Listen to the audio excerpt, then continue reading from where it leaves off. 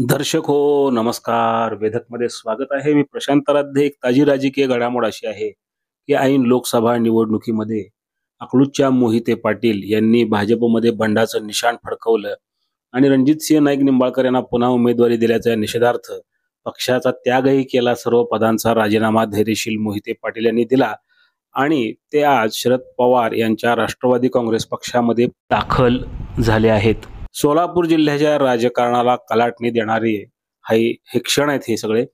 आणि ज्या भारतीय जनता पक्षाचा देशात आणि राज्यामध्ये दबदबा आहे आणि त्यातल्या त्यात सोलापूर जिल्ह्यात उपमुख्यमंत्री देवेंद्र फडणवीस यांनी 2014 पासून भाजपची ताकद वाढवण्याकरता अनेक प्रयत्न केले. या अंतर्गतच 2019 मध्ये त्यांनी मोहिते पाटील यांना भाजपमध्ये प्रवेश दिला होता.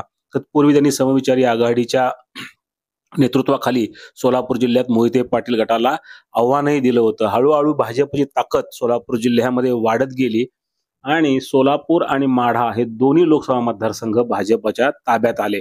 माढा लोकसभा मतदारसंघ हा परंपरागत काँग्रेसी राष्ट्रवादी विचारसरणीचा, मात्र अशातही मागच्या 2019च्या निवडणुकीमध्ये भाजपने येथे ताकद कमी असतानाही हा मतदारसंघ जिंकला होता. मात्र आता हाच माढा मतदारसंघ सोलापूर जिल्ह्याच्या राजकारणाला कलाटणी देण्याच्या तयारीत आहे. सोलापूर जिल्ह्याच्या राजकारणावर जसं मोहिते पाटील, सुनीलकुमार शिंदे यांचं वर्चस्व राहिलं, तसंच कायम याच्यावर बारीक लक्ष आणि नियंत्रण ठेवण्याचा प्रयत्न हा शरद पवार यांनी नेहमीच केला. त्यांचं सोलापूर जिल्ह्याचं पालकत्वच त्यांनी घेतलं होतं. इथल्या राजकारणावर शरद पवारांचा मोठा पगडा आहे. त्यामुळं सोलापूर जिल्ह्याचं जे राजकारण चालू आहे ते फडणवीस यांच्या विरुद्ध शरद पवार असं पाहिलं जात आहे. अकलूजच्या मोहिते पाटलांची नाराजी हेरून शरद पवार यांनी सतत त्यांच्याशी संपर्क ठेवला आणि अखेर धैर्यशील मोहिते पाटील यांनी पक्षामध्ये प्रवेश करण्याचा निर्णय घेतला. यामुळे सोलापूर जिल्ह्याच्या राजकारणामध्ये विविध विधानसभा क्षेत्रांमध्ये याचा परिणाम होणार आहे. जसं की करमाळ्यामध्ये नारायण पाटील असतील, सांगोल्यामधले शेकापचे नेते डॉक्टर अनिकेत देशमुख, बाबासाहेब देशमुख असतील, किंवा फलटणचे राजे निंबाळकरांचे बंधू संजीवराजे निंबाळकर, रघुनाथराजे निंबाळकर, हे सगळे हळूहळू मोहिते पाटील यांच्या जवळ आलेले आहेत. निंबाळकरांनी सुद्धा बंडाचा झेंडा खांद्यावर घेतलेला आहे आणि त्यांनी स्थानिक राजकारण पाहता, फलटणचं राजकारण पाहता रणजितसिंह नाईक निंबाळकर यांच्या पाठीशी न जाण्याचा निर्णय घेतला होता. त्यांची समजूत काढण्याचा प्रयत्न त्यांचे नेते अजित पवार यांनी केला, देवेंद्र फडणवीस यांनी केला. मात्र स्थानिक राजकारण उद्ध्वस्त करून कोणीही दुसऱ्या पक्षाच्या खासदाराकरता काम करणार नाही, हेही तितकंच शक्य आहे, तितकंच निश्चित आहे. कारण मोहिते पाटील यांनी सुद्धा आपल्या स्थानिक राजकारणाला धक्का लागतो म्हणल्यानंतर भाजपपासून दूर जाण्याचा निर्णय घेतलेला आहे. सोलापूर जिल्ह्याचं हे जे राजकारण आहे हे शरद पवार यांच्या विरुद्ध फडणवीस असं सध्या सुरू झालेलं आहे. या सोलापूर जिल्ह्यात दोन्ही उमेदवार फडणवीस यांनी दिले आहेत. राम सातपुते हे माळशिरसचे आमदार, त्यांना माळशिरसमध्ये 2019ला फडणवीस यांनीच पाठवलं आणि आता त्यांना सोलापूर लोकसभेची उमेदवारीही दिली. याचबरोबर रणजितसिंह नाईक निंबाळकर हेही फडणवीस यांचीच चॉईस आहेत. मागच्या वेळी त्यांनी पक्षात घेतलं काँग्रेसमधनं आणि उमेदवारी दिली.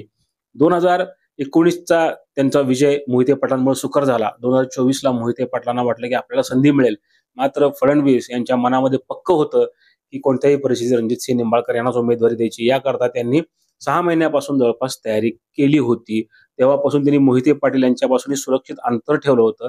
अनेक कार्यक्रमांना, म्हणजे शंकर कारखान्यावर एक कार्यक्रमाचं आयोजन करण्यात आलं होतं, मात्र फडणवीस त्या कार्यक्रमाला आले नाहीत. मात्र निंबाळकरांच्या प्रत्येक कार्यक्रमाला त्यांनी हजेरी लावली होती. त्यामुळं निंबाळकर यांनाच उमेदवारी मिळणार हे निश्चित झालं होतं आणि मोहिते पाटील यांनी खच्चीकरण रोखण्याकरता म्हणून शरद पवार यांच्या पक्षाचा आता आसरा घेतलेला आहे आणि ते माढा लोकसभा मतदारसंघात निवडणूक लढवणार. मात्र येथील राजकारण आता फडणवीस यांची इथली वाढलेली जे वर्चस्व आहे जिल्ह्यावर ते कमी करण्याचा प्रयत्न शरद पवार करतायत. बारामती मतदारसंघ, सोलापूर आणि माढा मतदारसंघ करतात. याचबरोबर सातारा मतदारसंघावर येथील राजकारणाचा परिणाम होणार आहे. मोहिते पाटील यांच्या प्रवेशामुळे अनेक जण जे कुंपणावर आहेत ते हळूहळू राष्ट्रवादी काँग्रेस पक्ष शरदचंद्रजी पवार यांच्या पक्षात जाऊ शकतात किंवा छुपी मदत करू शकतात. यामुळे भाजपची डोकेदुखी वाढणार आहे. मात्र हा संघर्ष शरद पवार आणि फडणवीस यांचा असून आता ह्याचे पडसाद सोलापूर जिल्ह्याच्या राजकारणावर पडू लागले आहेत.